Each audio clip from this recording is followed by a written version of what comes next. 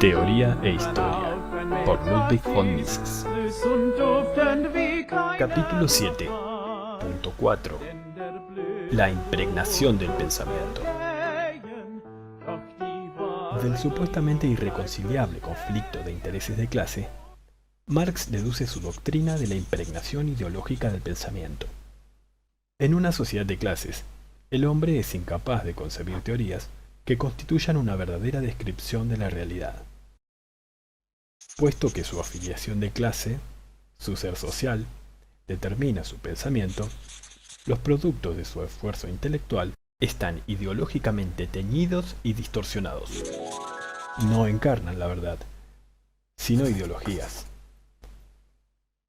Una ideología, en la acepción marxista del vocablo, es una doctrina falsa que, precisamente por su falsedad, sirve a los intereses de la clase a la cual pertenece el autor. No nos ocuparemos de muchos aspectos de esta doctrina acerca de la ideología. No es necesario que refutemos de nuevo la doctrina del polilogismo, según la cual la estructura lógica de la mente difiere entre los miembros de diferentes clases. Podríamos aceptar que la preocupación principal de un pensador es promover los intereses de su clase, aun cuando entren en conflicto con sus intereses como individuo. Podríamos abstenernos de poner en duda el dogma de que no hay búsqueda desinteresada de la verdad y el conocimiento, y que toda la investigación humana es guiada exclusivamente por el propósito práctico de encontrar instrumentos mentales para el éxito de la acción. La doctrina de la ideología seguirá siendo insostenible, aun cuando pudieran superarse las objeciones irrefutables que pueden presentarse desde estos tres ángulos. Cualquiera que sea nuestra opinión acerca de los méritos de la definición pragmática de la verdad, es evidente que al menos una característica distintiva de una teoría verdadera es que la acción basada en ella tiene éxito en lograr el resultado esperado. En este sentido, la verdad funciona, mientras que la falsedad no. Si, de acuerdo con los marxistas, damos por sentado que la finalidad de la actividad teórica es siempre el éxito en la acción, debemos preguntarnos por qué y cómo es que una teoría ideológica, es decir, una doctrina falsa en la acepción marxista del término, ha de ser más útil que una teoría correcta. No hay duda de que el estudio de la mecánica fue motivada, en parte al menos, por consideraciones prácticas. Se deseaban utilizar los teoremas de la mecánica para resolver problemas de ingeniería. Fue precisamente la búsqueda de estos resultados prácticos lo que los impelió a buscar una ciencia correcta de la mecánica. Cualquiera que sea la forma en que consideremos el asunto, no hay manera de que una teoría falsa pueda servir mejor a una persona o a una clase o a la humanidad que una teoría correcta. ¿Cómo es que Marx llegó a enseñar semejante doctrina? Para contestar a esta pregunta, debemos señalar el móvil que impulsó a Marx en todas sus aventuras literarias. Le dominaba una pasión: luchar por la implantación del socialismo, pero tenía plena conciencia de su incapacidad para presentar ninguna objeción valedera a la devastadora crítica de los economistas a todos los planes socialistas.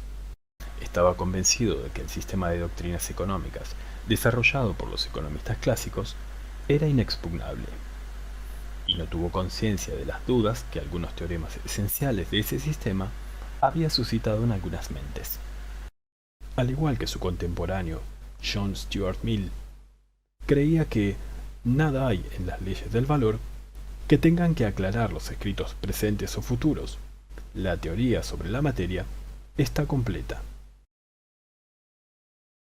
Cuando en 1871 los escritos de Carl Menger y William Stanley Jevons inauguraron una nueva época en el estudio de las cuestiones económicas, Marx prácticamente había terminado ya su carrera como tratadista de problemas económicos. El primer volumen del Capital había sido publicado en 1867, y el manuscrito de los otros volúmenes estaba bastante avanzado. No hay ninguna indicación de que Marx haya comprendido el significado de la nueva doctrina. La enseñanza económica de Marx es esencialmente una distorsionada reiteración de las teorías de Adam Smith y principalmente de David Ricardo. Smith y Ricardo no tuvieron la oportunidad de refutar las doctrinas socialistas, pues éstas fueron presentadas después de su muerte. Pero Marx expresó su indignación contra los sucesores de quienes intentaron analizar críticamente los esquemas socialistas. Los ridiculizó, llamándoles vulgares economistas y apologistas de la burguesía. Y puesto que para él era un imperativo difamarlos, inventó su doctrina acerca de las ideologías. Estos vulgares economistas son, por causa de su origen burgués, constitucionalmente incapaces de descubrir la verdad. Su razonamiento solo puede producir algo ideológico, esto es, una distorsión de la verdad al servicio de los intereses de clase de la burguesía, de acuerdo con la forma en que Marx empleaba el término ideología. No hay ninguna necesidad de refutar sus argumentos por medio del razonamiento discursivo y el análisis crítico. Es suficiente desenmascarar su origen burgués y de esa manera el carácter necesariamente ideológico de sus doctrinas. Están equivocadas porque son burguesas. Ningún proletario debe atribuir ninguna importancia a sus especulaciones. Para ocultar el hecho de que este esquema fue inventado a propósito para desacreditar a los economistas, fue necesario elevarlo a la dignidad de una ley epistemológica general, válida para todas las edades y para todas las ramas del conocimiento. De esta manera, la doctrina de la ideología se convirtió en el núcleo de la epistemología marxista. Marx y todos sus discípulos concentraron sus esfuerzos en la tarea de justificar y ejemplificar este engaño. No se detuvieron ante ningún absurdo. Interpretaron todos los sistemas filosóficos, teorías físicas y biológicas, toda la literatura, la música y el arte desde el punto de vista ideológico. Pero, desde luego, no fueron lo suficientemente consecuentes para asignar a sus propias doctrinas un carácter ideológico. Sus propias afirmaciones no son ideología. Son un anticipo del conocimiento de una futura sociedad sin clases que, liberada de las cadenas de los conflictos de clase, estará en condiciones de conseguir el conocimiento puro sin ninguna mancha ideológica. De esta forma, podemos comprender los motivos etimológicos que llevaron a Marx a formular su doctrina de la ideología. Sin embargo, esto no responde a la pregunta ¿por qué una distorsión ideológica de la verdad debería de ser más ventajosa para los intereses de una clase que una doctrina correcta?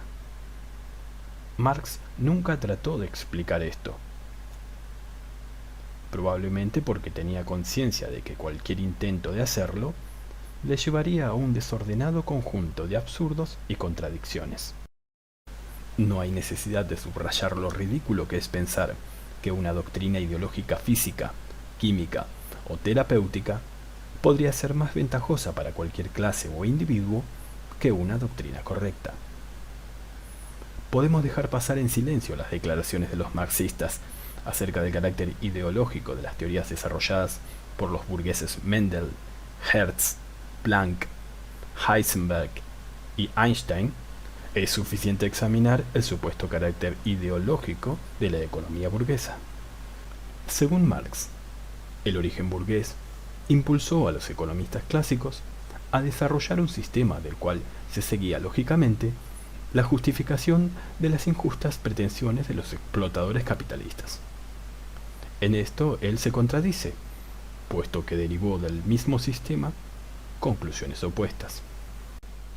Estos teoremas de los economistas clásicos, de los cuales podía deducirse la supuesta justificación del capitalismo, eran los teoremas que Marx atacó con más furia, que la escasez de los factores materiales de producción, de los cuales depende el bienestar del hombre, es una condición inevitable dada por la naturaleza de la existencia humana, que ningún sistema de organización económica de la sociedad podía crear un estado de abundancia en el cual todos pudieran recibir de acuerdo con sus necesidades, que la repetición periódica de depresiones económicas no es inherente al funcionamiento de una economía de mercado, sino, por el contrario, la consecuencia necesaria de la interferencia del gobierno en los negocios con el propósito espurio de bajar el interés y fabricar épocas de prosperidad por medio de la inflación y la expansión del crédito. Pero podríamos preguntarnos, ¿qué utilidad podría tener para los capitalistas, desde el punto de vista marxista, semejante justificación del capitalismo? Ellos mismos no necesitaban ninguna justificación para un sistema que, según Marx, mientras dañaba a los trabajadores, les era beneficioso. No necesitaban acallar su propia conciencia, puesto que, de nuevo, según Marx, cada clase persigue sin escrúpulos sus propios y egoístas intereses de clase. Tampoco se puede, desde el punto de vista de la teoría marxista, suponer que el servicio que la teoría ideológica, originada en una falsa conciencia y, por consiguiente, desfiguradora de la verdadera situación, prestó a las clases explotadoras, era engañar a las clases explotadas y hacerles maleables y ayudar así a preservar, o al menos a prolongar, el injusto sistema de explotación, pues, según Marx, la duración de un sistema de producción no depende de ningún factor espiritual. Está exclusivamente determinada por el estadio de las fuerzas materiales de producción. Si las fuerzas materiales de producción cambian, las relaciones de producción, esto es, las relaciones de propiedad y toda la superestructura ideológica, también deben cambiar. Esta transformación no puede ser acelerada por ningún esfuerzo humano, pues, como dijo Marx, ninguna formación social desaparece antes de que las fuerzas productivas hayan evolucionado lo bastante, y jamás aparecen nuevas y más altas relaciones de producción antes de que las condiciones materiales de su existencia hayan sido creadas en el seno de la antigua sociedad. Lo anterior no es una simple observación pasajera de Marx. Es uno de los elementos esenciales de su doctrina. Es el teorema sobre el cual basó su idea de llamar a su propia doctrina socialismo científico, para distinguirlo del socialismo utópico de sus predecesores. La característica de los socialistas utópicos, según Marx, era que creían que la realización del socialismo dependía de factores espirituales e intelectuales. Es preciso convencer a la gente de que el socialismo es mejor que el capitalismo, y entonces cambiarán el socialismo por el capitalismo. Según Marx, esta creencia utópica era absurda. El advenimiento del socialismo de ninguna manera depende de los pensamientos y de la voluntad de los hombres. Es un producto del desarrollo de las fuerzas materiales de producción. Cuando llegue su tiempo y el capitalismo haya alcanzado la madurez, el socialismo vendrá. No puede aparecer ni antes ni después. Los burgueses pueden elaborar las más inteligentes ideologías, pero todo esto es en vano. No pueden retrasar el día del colapso del capitalismo. Tal vez algunas personas interesadas en salvaguardar el concepto marxista de ideología podrían argumentar así. Se avergüenzan de su función en la sociedad. Se sienten culpables de ser usureros y explotadores y apropiarse las utilidades. Necesitan una ideología de clase para restaurar su propia posición. Pero, ¿por qué han de ruborizarse? Desde el punto de vista de la doctrina marxista, nada hay en su conducta de lo que haya que avergonzarse. El capitalismo, según esta doctrina, es un estadio indispensable en la evolución histórica de la humanidad. Es un eslabón necesario en la sucesión de acontecimientos que finalmente produce el socialismo. Los capitalistas, por el hecho de ser capitalistas, son simples instrumentos de la historia. Ejecutan lo que, según el plan preordenado por la evolución de la humanidad, debe hacerse. Cumplen leyes eternas independientes de la voluntad humana. No pueden menos de actuar como lo hacen. No necesitan ninguna ideología. ninguna falsa conciencia que les diga lo que es correcto. Están en lo correcto según la doctrina marxista. Si Marx hubiera sido consecuente, habría exhortado a los trabajadores así: no culpen a los capitalistas. Al explotarlos, hacen lo que es mejor para ustedes. Están preparando el camino para el socialismo. Cualquiera que sea la forma en que le demos vueltas a este asunto, no podremos encontrar ninguna razón que explique por qué una distorsión ideológica de la verdad puede ser más útil a la burguesía que una teoría correcta. Und dort geh ich hin, wenn auch ein Mittag ist, süß und duftend wie keiner noch war, denn der Blütenduft muss vergehen.